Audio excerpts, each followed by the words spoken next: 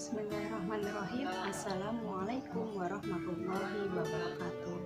Alhamdulillahirrabbilalamin. Wassalatu wassalamu ala asrofil anbiya'i wal mursalin wa ala alihi wa sahbihi ajma'in, amma ba'du.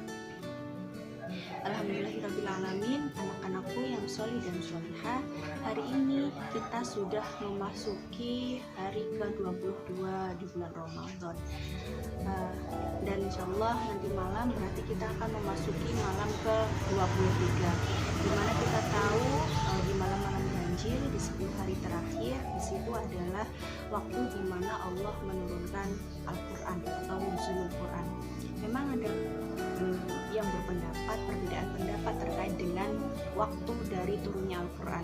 Ada yang berpendapat malam ke-17, ada yang berpendapat malam ke-21, 25, 27. Tetapi inti dari itu semua adalah yang pasti Al-Quran itu diturunkan pada bulan Ramadan. Nah, anak-anakku yang soleh dan solihah, kita tahu nuzulul Quran itu artinya adalah malam turunnya Al-Quran. Nuzul, turunnya Al-Quran. Ketika kita melihat kembali cerita bagaimana di Sirah Nabawi, bagaimana ketika proses turunnya Al-Quran, ketika Rasulullah itu menyendiri di Gua Sur, kemudian didatangi oleh malaikat Jibril, dan malaikat Jibril meminta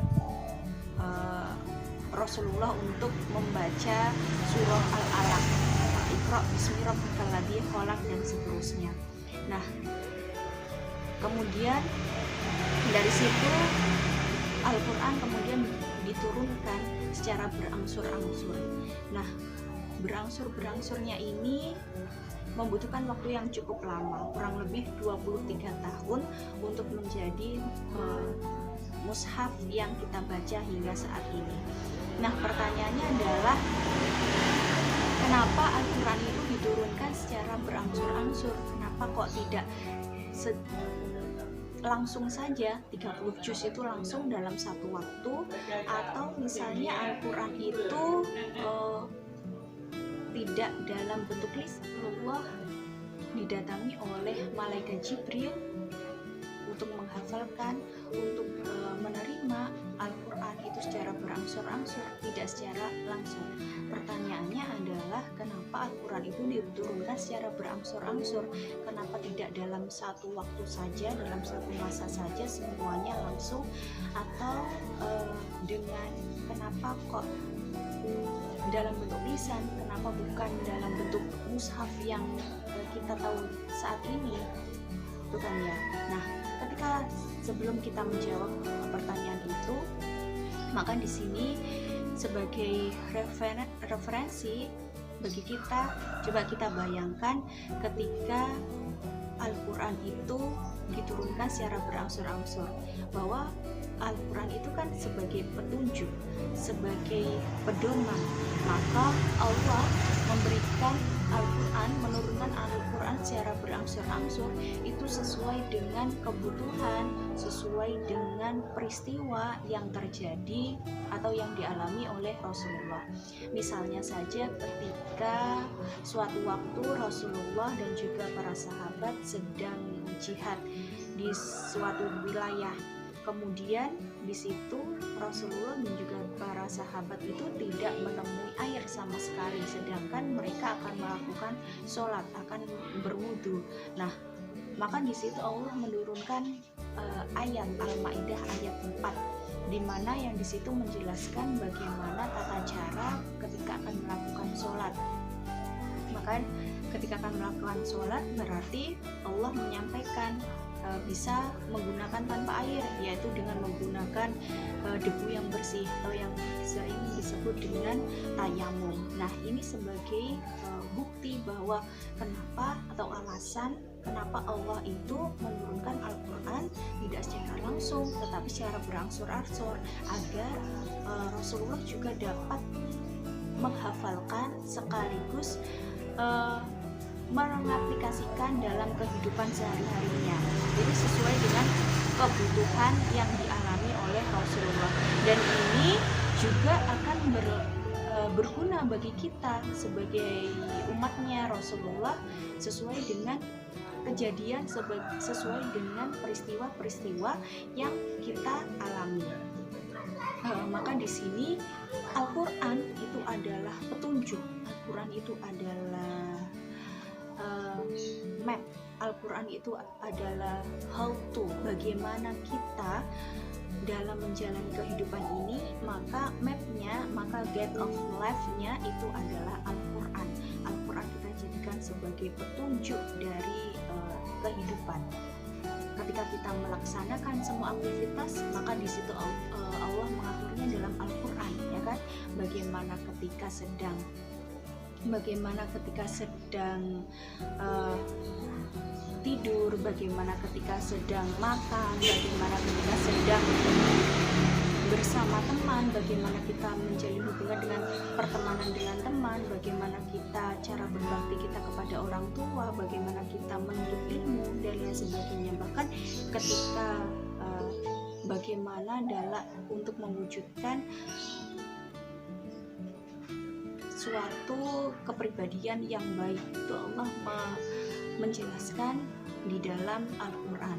Maka di sini adalah penting bagi kita sebagai umatnya Rasulullah yang sudah Allah berikan salah satu mukjizat yang luar biasa, yang luar biasa hingga hari akhir, yaitu Al-Quran.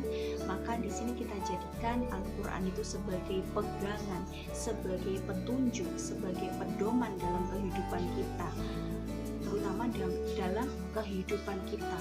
Bukan hanya sekedar kita membaca sebagai rutinitas saja, sebagai pengukur.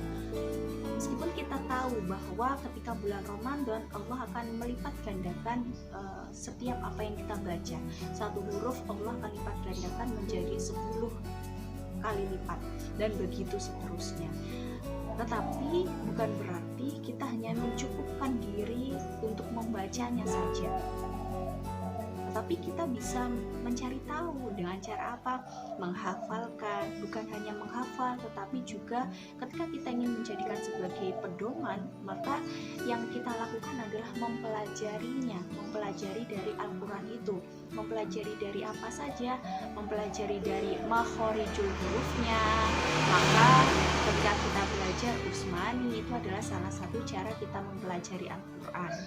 Terus tajwidnya, kemudian artinya, maknanya, tafsirnya, atau sebab-sebabnya diturunkannya ayat itu. Maka di sini adalah bagaimana cara kita untuk mempelajari Al-Quran.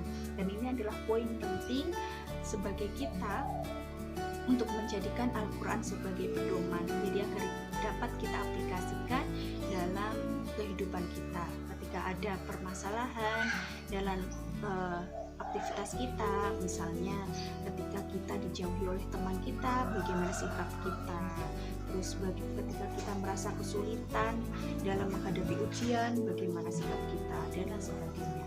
Bukan oleh Rasulullah, karena dengan pertolongan Allah diturunkannya ayat, maka Allah memberikan petunjuk untuk mendatangkan 4 saksi, itu kan ya. Dan masih banyak kisah-kisah yang dapat kita jadikan sebagai penguat bahwa sebagai Al-Quran itu benar-benar ya sebagai pedoman bagi kehidupan, pedoman bagi segala permasalahan kehidupan yang kita alami saat ini. Nah, oleh karena itu di Ramadan ini, di 10 hari terakhir ini, yuk kita jadikan Al-Quran itu sebagai pedoman kita. Kita jadikan Al-Quran itu sebagai guide of life, sebagai map of life, sebagai bagaimana kita mencari solusi dalam permasalahan. Maka ketika kita sedang bersedih, Allah memerintahkan kita untuk membaca Al-Quran. Innallaha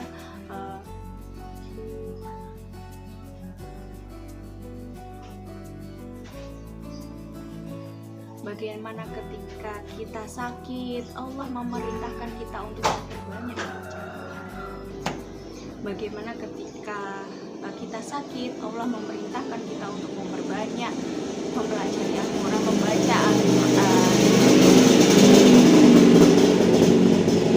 Bagaimana ketika kita sakit, Allah memerintahkan untuk kita memperbanyak membaca Al-Quran. Bagaimana kita dalam menghadapi permasalahan, kita memudahkan dalam agar kita dimudahkan dalam segala urusan, maka Allah mengatur dalam Al-Quran.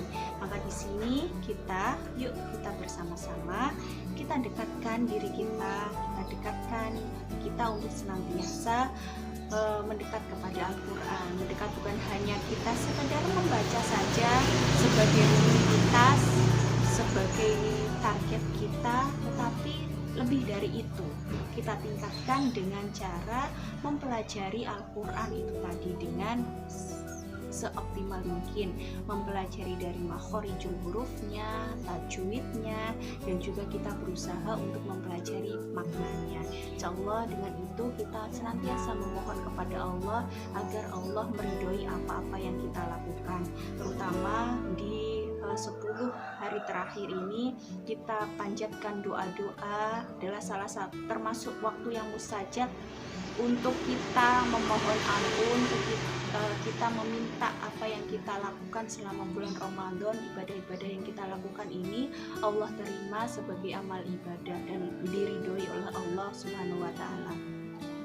Mungkin cukup sekian untuk teman ngabuburit hari ini. Semoga ada hikmah yang dapat kita ambil dari apa yang Bu Inang sampaikan. Bu Inang mohon maaf atas mungkin ada kesalahan dalam pengucapan atau dalam penyampaian. Wassalamualaikum warahmatullahi wabarakatuh.